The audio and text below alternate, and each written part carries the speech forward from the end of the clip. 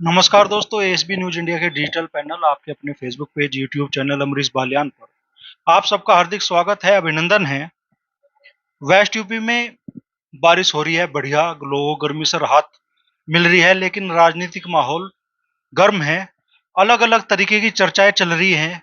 कहीं चर्चा है कि राष्ट्रीय लोकदल और समाजवादी पार्टी का जो गठबंधन है उसमें दरार की स्थिति है। कहीं चर्चाएं हैं कि जयंत चौधरी भारतीय जनता पार्टी के साथ जा रहे हैं। पुष्ट सूचनाएं कहीं नहीं है, लेकिन वास्तविक स्थिति क्या है, समाजवादी पार्टी इन हालातों में क्या सोच के चल रही है, उसी बारे में बात करने के लिए हमारे साथ मौजूद है पूर्व सांसद और समाजवादी पार्टी के राष्ट्रीय महासचिव हरेंद्र मलिक जी। तो मलिक साहब, जिस तरह की चर्चाएं आ रही हैं कि समाजवादी पार्टी और राष्ट्रीय लोकदल का गठबंधन टूट रहा है, कितनी सत्यता इन चर्चाओं में? अभी तो कहीं टूट नहीं रहा और ये चर्चा सत्य से परे है। सत्यता यह है कि राष्ट्रीय लोकदल और समाजवादी पार्टी और चंद्रशेखर आजाद जी की पार्टी का गठबंधन है और गठबंधन रहेगा। बल्कि इसके उलट अब तो आपको जानकारी होगी कि पटना में भी बैठे, अब बेंगलुरु में बैठेंगे। चर्चा ये भी है कि एक के सामने एक लड़ेगा, भाजपा के सामने एक एक कैंडिडेट दिया जाएगा हर जगह। ये क्या इस गठबंधन में समाजवादी पार्टी, राष्ट्रीय लोकदल और असपा के अलावा भी और राजनीतिक दल जुड़ने वाले हैं? संभावनाएं तो ऐसी है कि सब लोग जुड़ेंगे। आदरणीय राहुल जी का बयान भी आया है, आदरणीय अखिलेश जी का बयान भी आया है, आदरणीय लालू प्रसाद यादव जी का बयान भी आया। सबके बयान आए हैं कि सब एक रहेंगे और उसमें बसपा और भाजपा के अलावा सभी लोग रहे हैं। तो कहां से इन चर्चाओं को बल मिल रहा है कि समाजवादी पार्टी और राष्ट्रीय लोकदल का ये गठबंधन टूट रहा है? मैंने तो कहीं सुना नहीं, तो मुझे पता भी नहीं। मैं तो कल भी अपने राष्ट्रीय अध्यक्ष जी से मिला एक शादी में, और ऐसा कुछ मुझे तो उनकी बातों से ऐसा आभास हुआ नहीं कि गठबंधन टूट रहा है। अभी जयंत चौधरी जी का बयान भी मैंने सुना था, पूरा महादेव का। उन्होंने भी कहा था कि जहां मैं हूं वहां रहूंगा। और इन्होंने भी कहा था, श्रीमती चारू चौधरी जी ने भी, कि चवन्नी नहीं है, ट्वीट किया था।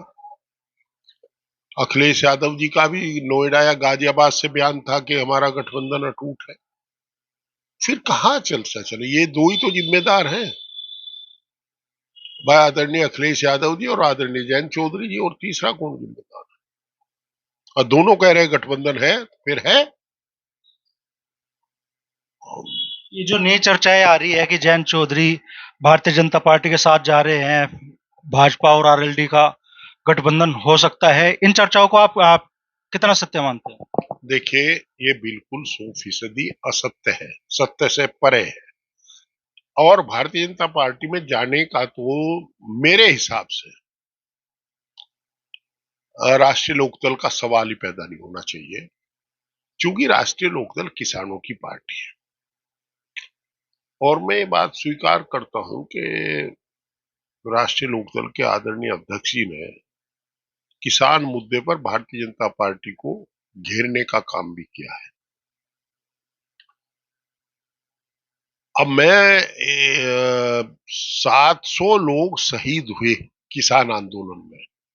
क्या किसानों की पार्टी जो चौधरी चरण सिंह के विचारधारा की पताका को लेकर के चल रही है, चाहे समाजवादी पार्टी हो, चाहे इंडियन नेशनल लोकदल हो, चाहे राष्ट्रीय लोकदल हो, जो चरण सिंहवादी दल है, जो जिनका उदय चौधरी चरण सिंह के नेतृत्व में काम करके हुआ है, वो दल 700 किसानों की शहादत को नहीं भूल सकते। वो इतना बड़ा काम था, 13 महीने किसान दिल्ली के दर पर पड़े रहे और बराबर ये दल किसानों की सहानुभूति में रहे। तो 700 किसानों की शहादत को लोकदल हो, समाजवादी पार्टी हो, इंडियन नेशनल लोकदल हो, ये भूल नहीं पाएंगे। जहां तक मैं मानता हूं, ये किसान के अहित में कोई कदम नहीं उठाएंगे, मेरा मानना है। आप चूंकि पार्टी के राष्ट्रीय महासचिव है और ग्राउंड पे ये माना जाता है कि पार्टी के फैसलों में भी आपकी भूमिका कहीं ना कहीं होती है, तो क्या गठबंधन में सीटें कब तक फाइनल होगी, कब तक गठबंधन अपने पूरे वजूद में सामने आएगा, इस बारे में आपकी क्या मान्यता है? देखिए, वैसे बड़ी साफ बात तो है कि हमारे यहाँ राष्ट्रीय कार्यकारिणी की बैठक में एक प्रस्ताव पारित हुआ था। समाजवादी पार्टी लोकतांत्रिक मूल्य आधारित पार्टी है। वहां ये मुद्दा आया था और उस समय सबने एक मत से ये अधिकार आदरणीय राष्ट्रीय अध्यक्ष जी को दिया था। चूंकि कहीं समझौता हो रहा, वो कहे मैं सलाह करके बताऊंगा, तो ये तो हुआ नहीं करता। ये तो देन एंड देयर फैसला लेना होता है। तो सबने उन्हें अधिकृत किया था कि वो स्वयं इस संबंध में, पार्टी ने अधिकार दिया था, वो निर्णय करेंगे, तो वही निर्णय करेंगे। एक बड़ी चर्चा ये भी चल रही है कि राष्ट्रीय लोकदल और समाजवादी पार्टी के गठबंधन में जो सबसे बड़ी दरार आ रही है वो मुजफ्फरनगर लोकसभा सीट को लेकर आ रही है। आपको मुजफ्फरनगर लोकसभा सीट का प्रभारी समाजवादी पार्टी ने बनाया है और कहीं ना कहीं ये संकेत जा रहे हैं कि भाई हरिंदर मलिक जी को एक तरह से समाजवादी पार्टी ने प्रोजेक्ट कर दिया है लोकसभा प्रत्याशी के तौर पर। देखिए, मैं आपको बताऊं, ये बड़ी हास्यास्पद है। और जो राजनीति में परिपक्व व्यक्ति है या कहो नौसिखिए होंगे, वो ऐसी बातों की चर्चा करेंगे। राष्ट्रीय नेतृत्व चाहे राष्ट्रीय लोकदल का हो, चाहे चंद्रशेखर जी की पार्टी का हो, चाहे समाजवादी पार्टी का हो, कभी ये बात कह नहीं सकता। अभी तो यार यही तय नहीं कि गठबंधन में कौन कौन रहेंगे। अभी तो मैंने बताया कांग्रेस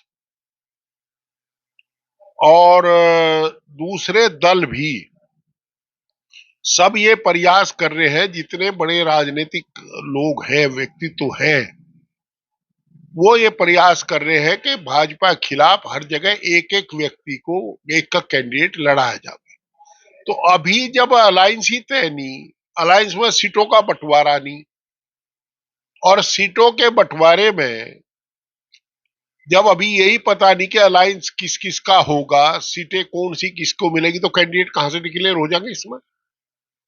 और देखिए, हमारे राष्ट्रीय अध्यक्ष बहुत मैच्योर व्यक्ति है। राजनीति का वो जमीन से लेकर के वो ऊपर तक की राजनीति, राष्ट्रीय लोकदल के आदरणीय अध्यक्ष भी कोई बच्चे नहीं है।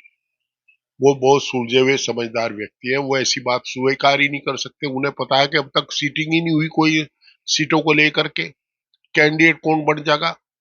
और जहां तक प्रभारी बनने की बात है, देखिए, पार्टी, हमारी पार्टी अलमारी की पार्टी नहीं है कि चुनाव आया तो निकाल लो और चुनाव चला गया तो संघर्ष करो। दोनों पार्टियां नहीं, तीनों पार्टी बराबर जनता के बीच में संघर्ष कर रहे हैं, जो आज के अलायंस में मौजूद है। और इसमें संघर्ष में किसी ना किसी व्यक्ति को जिम्मेदारी दी जाती है। हमारे यहाँ जो प्रभारी बनाए गए हैं, अब चलिए मुझे तो उम्मीदवार बताने लगे। प्रमोद त्यागी गाजियाबाद से चुनाव लड़ेंगे, ऐसा है कहीं? वो गाजियाबाद के प्रभारी हैं। डॉक्टर सुधीर पवार कैराना के प्रभारी हैं, वो कैराना से चुनाव लड़ेंगे। आप वीरपाल यादव नोएडा के प्रभारी हैं, वहां से चुनाव लड़ेंगे। रामजीलाल सुमन जी वरिष्ठ नेता है, 3 लोकसभा के प्रभारी हैं, तो वो तीनों पर चुनाव लड़ेंगे। प्रभारी जो बनते हैं या बनाए गए हैं, वो बूथ स्तर पर कमेटियों का गठन करने के लिए, लोकसभा सीट के संगठन में कहीं कोई आपस में मनमुटाव हो, दरार हो, उसे दूर करने के लिए पार्टियां जो जिंदा है वो कार्यकर्ता के कंधे पर है। और कार्यकर्ता के कंधे को मजबूत करने का काम हम लोगों को दिया गया है। उसके मन में कोई टीस है, उसे दूर करना, इनमें सब में तालमेल बैठाना, सामंजस्य बैठाना अपने कार्यकर्ताओं में। और इससे हमारे अलायंस को तो खुशी होनी चाहिए कि जो मजबूत संगठन बूथ लेवल पर बनेगा। अब देखे ना, भारतीय जनता पार्टी पन्ना प्रमुख बना रही है, बूथ प्रमुख बना रहे हैं। आप लड़ाई उनसे लड़ रहे हैं और हम पार्टी को फाइल में अलमारी में रख करके एकदम कैंडिडेट ला करके जिता लेंगे, कैंडिडेट नहीं जीत पाएगा। तो ऐसे में हम बूथ कमेटी बनाने की हमारी जिम्मेदारी है और सारे हमारे जो स्थानीय नेता है उनमें तालमेल बैठाने की। इसके लिए कोशिश ये की गई है कि जो नॉन कंट्रोवर्शियल हो, थोड़ा सीनियर हो, उन लोगों को एक काम सौंपा जाए ताकि सबको बैठा करके सबकी बात करा सके। तो इसमें कई कैंडिडेट, उम्मीदवार कोई घोषित नहीं है अभी। अभी तो सीट ही तय नहीं, उम्मीदवार कहाँ घोषित हो जाएंगे? ये तो बचकाना बात है। आप जैसा वरिष्ठ पत्रकार ये बात करें, ये तो बड़े अफसोसजनक बात है। अमरीश, मजाक करते हो उनसे? फैक्ट तो यही है, मैं नाम नहीं लूंगा, लेकिन आप आपकी सहयोगी पार्टी के विधायक तक यहाँ कह रहे हैं कि भाई आप समाजवादी पार्टी की तरफ से अहंकार का प्रदर्शन हो रहा है और उसी की वजह से जो दरार पैदा हो रही है वही एक वजह है। समाजवादी पार्टी की तरफ से कोई अहंकार का प्रदर्शन नहीं है, और अभी कहीं सीटों का बंटवारा तो हुआ ही नहीं। और मेरी समझ में नहीं आ रहा कि समाजवादी पार्टी की तरफ से जो जिस साथी ने कहा है, हो सका वो भाजपा से प्रभावित हो। हाँ, ये जरूर है कि हमारे जो भारतीय जनता पार्टी के साथी हैं कुछ, वो धन धान्य से भरपूर धन शक्ति का इस्तेमाल करके दरार पैदा करने की कोशिश करते हैं, और हमारे ही साथियों को बरगला करके इस तरह की बात करवाते हैं। वो समाजवादी पार्टी ने अफवाहों पर ध्यान नहीं देती, और हम उम्मीद करते हैं कि शायद कि हमारे दोनों साथी भी इस तरह की अफवाहों पर ध्यान नहीं देंगे। और मैं तो कह रहा हूं, जो अच्छा कैंडिडेट होगा हम उसके साथ रहेंगे। अगर कल दूसरा कैंडिडेट कोई लड़ेगा तो उसके साथ रहेंगे, मन लगा करके साथ रहेंगे, उसका काम करेंगे। तो उस समय जो हम बूथ कमेटी बना रहे हैं उनके लिए काम करेंगे। पर अभी हमारी पार्टी में, मैं जिम्मेदारी के साथ कह रहा हूं, केवल संगठन को और बूथ को मजबूत करने का काम किया जा रहा है। अभी कैंडिडेट कोई घोषित नहीं किया गया। फिर कह रहा हूं, कैंडिडेट कोई घोषित नहीं किया गया, और हमारी पार्टी अहंकार से कोसों दूर है। हम अहंकार को स्वीकार नहीं करते। हमारी पार्टी में एक नेता है और बाकी सब समाजवादी साथी हैं। हमारे नेता हम लोगों के बीच में बैठकर के बात करते हैं, और छोटे कार्यकर्ताओं को भी अपने पास बैठा करके बात करते हैं। तो अहंकार कहां से आ गया? चलिए, एक आखिरी सवाल मैं आपसे करता हूँ। हरेंद्र मलिक निजी तौर पे क्या सोच रखते हैं कि भाई मुजफ्फरनगर पे समाजवादी पार्टी या राष्ट्रीय लोकदल, किस पार्टी का दावा ज्यादा मजबूत? देखिए, जब पार्टी में, मैं पार्टी में एक जिम्मेदार पद पर हूं, ऐसे में निजी सोच तो कुछ होती नहीं। पार्टी की सोच ही अपनी सोच है, और अपनी सोच ही पार्टी की सोच है। निजी राय, मेरी खेती बाड़ी की पूछो, मैं बता दूंगा। अब बाग में कौन सा पेड़ टूट रहा, उसकी जगह कौन सा लगाना है, खेत में क्या करना है, कौन स्प्रे करना है, वो बताऊंगा। हम ये जानते हैं कि देखिए, अगर भारतीय जनता पार्टी को हराना है, किसान की शहादत को याद करना है, किसान हित में काम करना है, तो तीनों पार्टियों को मिलकर के चुनाव लड़ना होगा। और साथ ही में अगर कांग्रेस भी साथ आए तो और अच्छा रहेगा। और जहां जिसका के पास सुटेबल कैंडिडेट हो, वो कैंडिडेट लड़े। सबके पास कैंडिडेट है, उनमें ही छांट करके हमारे राष्ट्रीय नेतृत्व बात कर लेंगे, जिसे वो लड़ाएंगे वही समाजवादी पार्टी का कैंडिडेट है, जिसे वो लड़ाएंगे वही लोकदल का कैंडिडेट है, वही आम आजाद समाज पार्टी का कैंडिडेट है। जो भी तय होगा, हम तो उसे ही अपना कैंडिडेट मानेंगे। तो आप स्पष्ट कह रहे हैं कि भाई मुजफ्फरनगर को लेकर कोई विवाद नहीं है गठबंधन में? मुजफ्फरनगर को लेकर कोई विवाद नहीं है। विवाद तो जो मुजफ्फरनगर के दूसरे उम्मीदवार होंगे, या कोई दूसरे लोग प्रयास कर रहे हैं जिनका हित भाजपा में है, या उनके हित साधक भाजपा के लोग हैं, वो इस तरह के प्रचार और अफवाह फैला रहे हैं। हमारे यहाँ कोई विवाद नहीं है। विवाद तो जब होगा जब कोई मुद्दा हो। अभी तो कोई सीटें तय ही नहीं है, अभी कोई कैंडिडेट तय नहीं किया पार्टी ने। कोई आपने लिस्ट छापी हो, आपने लिस्ट प्रकाशित की हो, प्रसारित की हो कैंडिडेट की, तो आप मुझे बता दो। मुझे तो कल भी वहां शादी में, हमारी पार्टी के एक नेता के यहाँ शादी थी, तमाम नेता मिले, किसी ने कहा नहीं कि वो उम्मीदवार है। अभी उम्मीदवारों की कोई सूची तैयार नहीं की गई और जारी नहीं की गई। ये जरूर है कि हर पार्टी संभावनाएं रखती है कि हाँ, किसको लड़ाया जाएगा, तैयारी अपनी रखती है। वो तैयारी सब जगह चल रही है, सब पार्टियों में। सब ने एक तरह से ये तय कर रखा है कौन कौन लोग, मान लिया तीन आदमियों का छांट लिया कि इनमें से एक को लौटाना, कहीं चार को छांट लिया, एक को लौटाना। जिनके पास ड्राई है वहां एक भी नहीं है। तो ऐसा नहीं है, हमारी तीनों पार्टियों को कोई विरोध नहीं है।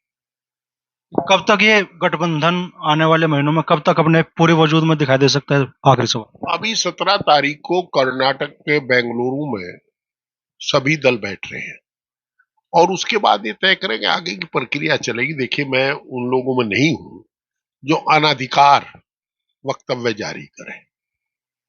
सत्यता ये है कि ये सब राष्ट्रीय अध्यक्ष तय करेंगे सभी पार्टियों के, और वो बैठक में तय करेंगे। इसमें हम लोग, अगर कोई भी मेरा साथी कहे, मैं कहूं या दूसरी पार्टी कोई साथी कहे, तो या तो वो अपने नेता से पूछ के कह रहा होगा, नहीं तो अपने विश्वास पे कह रहा होगा या अंदाजे पे कह रहा होगा। ना मैंने नेता से पूछा है अपने, ना मेरा कोई अंदाजा है इस मामले में, ना कोई मुझे ऐसी बात है लग रही है। संभावना है, एक ही संभावना है कि लोकतंत्र बचाना है, संविधान बचाना है, किसानों की शहादत को सलाम जारी रखना है, तो सलाम करना है, श्रद्धांजलि देनी है। बेटियों का जो अपमान हुआ है, ख्याति प्राप्त बेटियां जंतर मंतर पर रोती रही, 34 दिन तक उनके जल्लूस निकला। अगर ये सब बात ध्यान है तो गांव की मिट्टी में पैदा हुआ हर नेतृत्व, जिसे किसान के सम्मान की, बेटियों के सम्मान के, संविधान को की रक्षा की चिंता है, वो भारतीय जनता पार्टी के साथ खिलाफ मजबूती से एक होकर के लड़ेगा। चाहे त्याग भी करना हो, त्याग भी करेगा। तो बड़ी बात पूर्व सांसद हरेंद्र मलिक जी ने कही है।